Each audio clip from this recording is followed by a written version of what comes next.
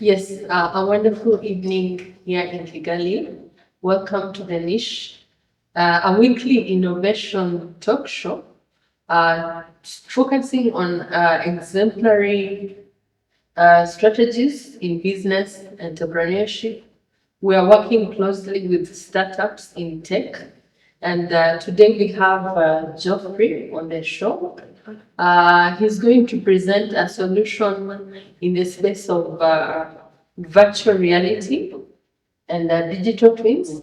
So, with Geoffrey, we're glad to have you on the show. Welcome and introduce yourself, your company, and what you're doing. So I'm Geoffrey Alquizer, and my company is Interactive, and our main services are in virtual reality and also digital twins. And first of all, virtual reality is not the casual one we used to see around. It's an interactive one where you can touch objects and also move around. Yeah. Wow. So I think the technology behind is also including AI. Yes. Because nothing works nowadays without AI. Yeah, definitely. So talk more about these technologies because this is where we want to focus in the emerging technologies that will drive the economy in times to come. Already actually here with us. Yeah. So first of all, it's in digital twins, whereby AI is used for predictive analysis and also maintenance. And I'll give a very simple example whereby, let's say, it's a manufacturer of metals or maybe a manufacturer of a certain type of other good, whereby in that industrial plant, different IoTs are placed there, of which in that recreational model which we have created in the system, they give in the data, which helps us to get the information we need. Real-time information, whether they go back 6 months, whether they're coming back to the third month, or even predictive for the next 3 months. Yeah, we're using AI to get that data in digital twins. So it's also a solution for big data. Yes. And some of these sectors like the telecom and other ICT-driven businesses are relying heavily on data and employing even extensive analysts to manually, dig out and do a real analysis of trends so that the management can take decisions on time or strategize. Yes. So this is going to be a solution to that as well. Yeah. But talking more about the virtual reality and the digital twins, what is the project that we are bringing to the niche today? Yeah. So for the VR, there's a demo already created. It's like a virtual museum whereby you walk in and see different items and also objects created by the artist and also the images. But the good thing about it that is very different from the other ones which you see around is you can actually interact with those objects in that scene. And the way it is like maybe let's say, for example, to put it simple, it's like 75 to 80% real. And saying that can kind of spark questions in your mind like how real, but when you put on the goggles, I'll tell you that really is very real. So we'll have a moment for that to be shown, but that's about the virtual reality. And also for the digital twins, we're working and also working in partnership with a few developers, of which they could integrate those systems, whereby we will create the models of those apartments or maybe those buildings, and then we extract as much data as we can from the real plans or the real buildings which are built, which will help the owners to always get data in real time without waiting for the reports, without waiting for someone else to go and analyze data.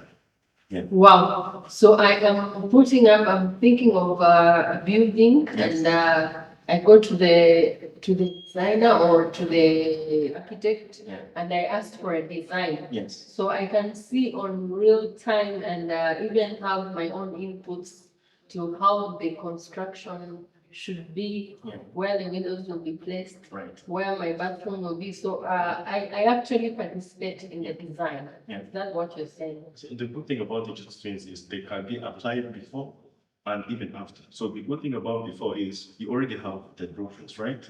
You can recreate that model and feed in like sample data to see how maybe if you start manufacturing plant to be doing things like the output and all things, so that when you actually build, you already have set expectations of the output you'll be getting. It's different from the way I would say that things are done in like not very advanced, but we have the system to do that. So if maybe, let's say, for example, now, if you're not using that system, it means you're manufacturing things or you're building up the whole plant and manufacturing things with no set expectations. You don't know if you're going to go above the margins or go below, and you start in no sense instead of starting maybe a certain margin on which you know when you're going to hit certain numbers. So this will help with analysis, getting the numbers right, and I would say getting out of these questions from ahead, because it'd be like the world has evolved to this level and have this technology, but why aren't we using these systems to get the data of which the world is now operating on that analysis? So as you correctly said, you can also predict and accurately Yes. know your costs. Yeah. Because of the finesse of the solution. Yeah. To put it simply, like if you know the input, then you can predict the output.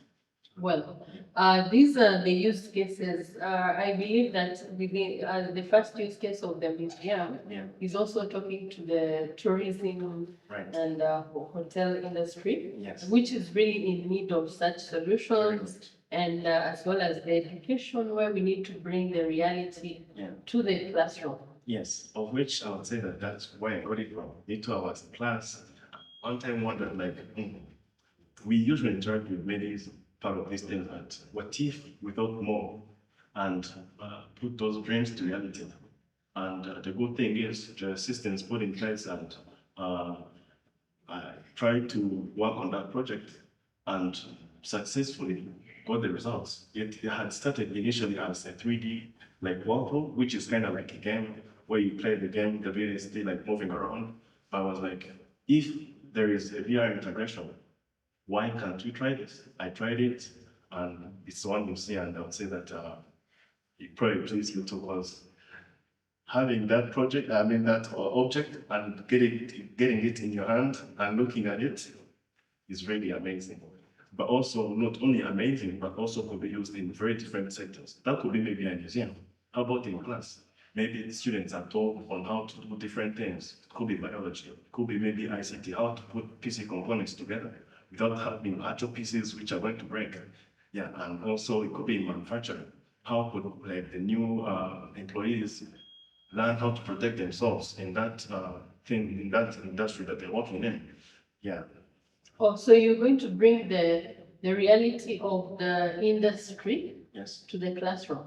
Yes. So they're actually expensive study tours to the processing unit. Yes. Which probably can be avoided, though 100%. students want to go out there and see for themselves. Yeah. Yeah. So yes, we have a demo, and I think now this is when it's going to be presented, and our viewers can have the look and feel of it. Jatuhin!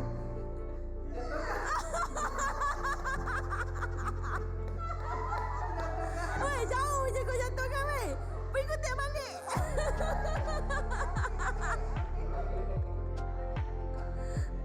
Okay.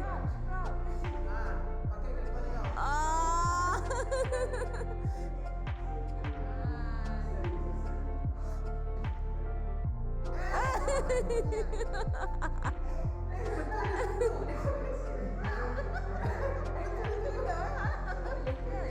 je. Kalau biar kena tunduk.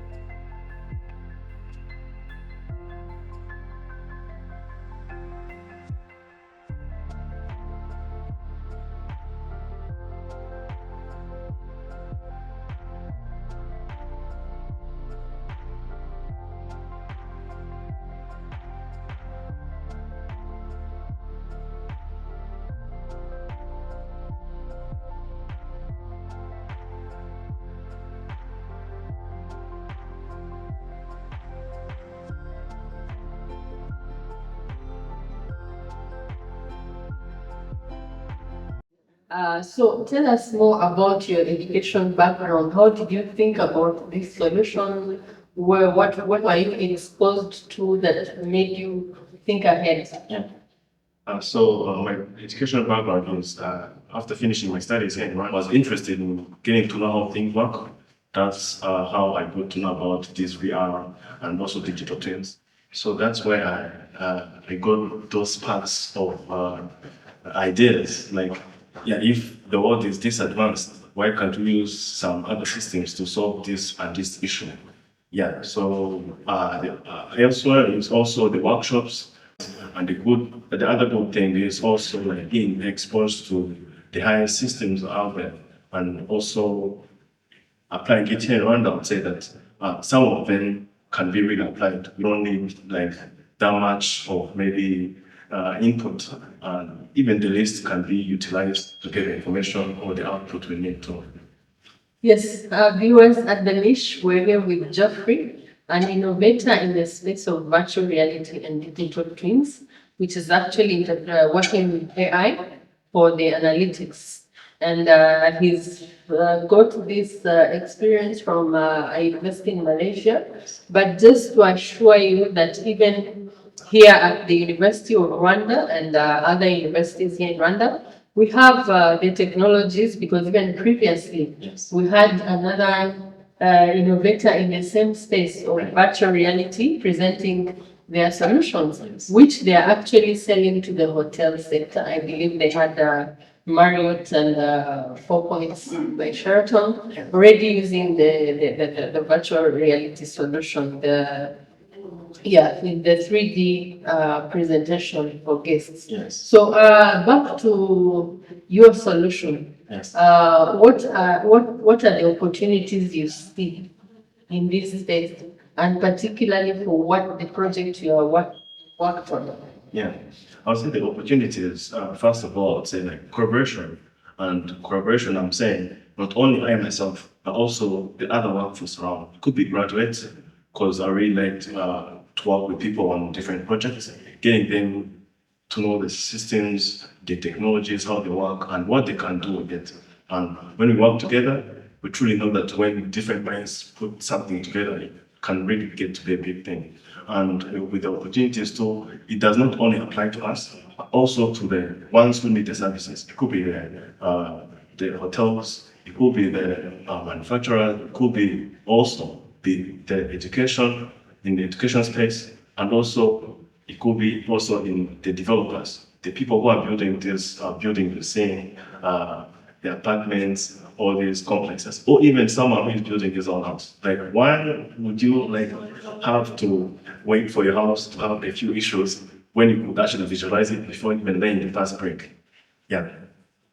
But now, going back to the house, I don't think the expenses come from unforeseen design issues, because the designers can really convince you. Yes. But it's on the delivery where you get the surprises. So this solution going to close those gaps. Yeah, we actually worked with someone before, a client. He was building an apartment, and when they gave him the designs, we visualized it, and I don't think I really like how it turns out. But the blueprints kind of feel convincing enough. But when you put it in the system, we designed it and put it in that house, I was like, I don't like where the door is. I don't like where the windows are. I don't like where the walls are. Like, let's scrap everything. And they did the alterations, and now he's happy, like remodeling everything, and I think he's the happiest that there's ever been, especially about this project he's working on. So you participate in the designing. Yeah, design. Yes, and not to forget also the museums where you mentioned the interactive viewing of objects that would probably not be accessible to the public. Yeah, I would say that it's a vast sector, but as long as you can put your ideas and work on them, you can really get the results. That's how I would say that this applies to education, museums, and also to individuals. Yeah, so it doesn't leave like a certain role out. Yes. So who are the stakeholders you see in this business? Is it R&D, Is it the hotels? Is it the schools? Where do you see the players that should participate strongly in the probably the purchase of these solutions or even the development in terms of maybe sponsoring the innovators in this space or just giving them a platform? Yeah. I would say on that question that RDB could play a part, and also in the education sector, whereby in RDB, let's say with this Visit Rwanda movement, like if there are like small snippets worked on and polished to present to, let's say, some visitors somewhere who are coming from a given country, to give them that like small experience of how things like where they're going, and with those small snippets would like really intrigue and bring that spark of, oh, like I really want to go and test that thing as a whole experience, not only this small portion. But the good thing about that smaller portion, it brings up that whole idea of like, what's next after this? How is it like when I maybe move to that other place too?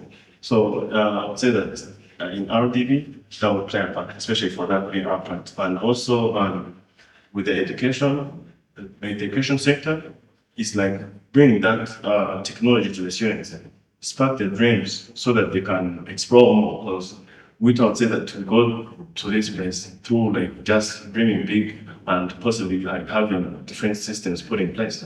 Because when I was studying too, I used to see like maybe how maybe like when these things I used to do at school, whereby it's like open day, like the open days, they bring maybe those VR headsets, the students get to look into it. You know, it brings something to them and inspire them. That's how I got inspired. Yeah. Oh, great. I see you as you just said that you told me that you're still even yet to graduate. So I see you as a very ambitious young person who wants to go ahead of, go ahead and deliver. Yes. So where did this passion come from? I believe growing up as a kid, I believe you've been a kid more recently than me. So how did you get sparked onto this innovation mindset? Yeah, it was always about like a dream to see what's unlocked. Like the simplest example I would give, of which many people could relate to, like seeing the movies we're looking at, these Marvel movies, Superman, Iron Man. I was always saying that, I was like, how are these people really experiencing this thing in real time, or is something crafted? And I wondered how that craft was made. And I continued further, of which I got to learn the VFX and how they work, and also in the virtual reality where I got to see like, oh, actually some of these things can be achieved. Not only just seeing them on screen, but also virtually like kind of being like maybe a very small part from the real life embedded in it. Yeah, so that's what sparked my dreams to do this. And we have another a young guy or children talk show for the next generation. I believe you visit that too and inspire the kids on the show. Because what we need as parents, myself included, is to have generate that curious mindset within the children or the kids. Because what they are watching is more, they want to feed they want to see the entertainment part of it. But I will also need them to spark their curiosity like you guys and try to see what is behind Superman, what is behind the animation, how does this thing work? So we need you to continue motivating those young ones to think like you or even better than you so that we can have this going on for the next generations. Yeah, and I really thank you that much for that point, especially that nowadays, like maybe parents sit down and ask themselves, like, my child is spending a lot of hours on the screen, but what are they really gaining?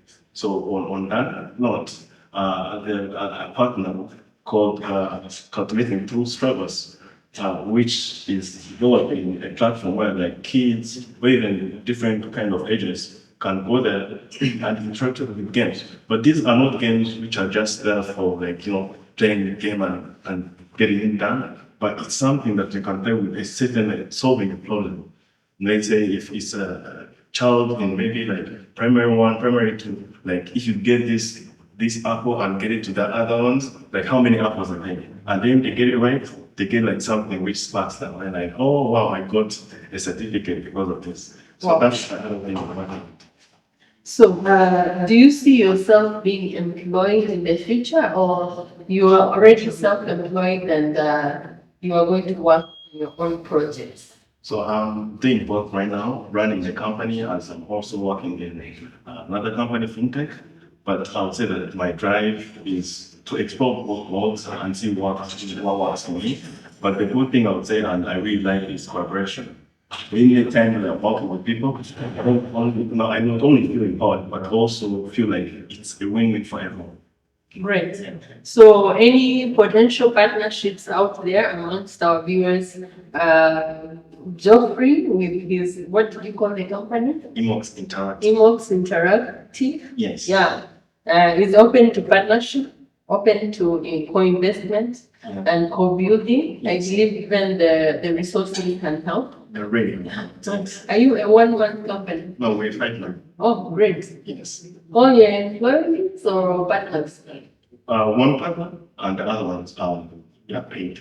So these young people are actually generating employment in the sector. And the niche is proud to be part of this whole, entrepreneurship and business growth and, employment generation opportunities process.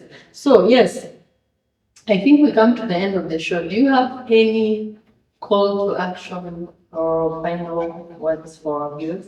I would say to the investors or potential partners, like there's no other time than now to invest in such things, because won't have to wait till they are grown up to invest in them. And also to the young ones or to the dreamers, you don't have to wait for next year. Just do it now.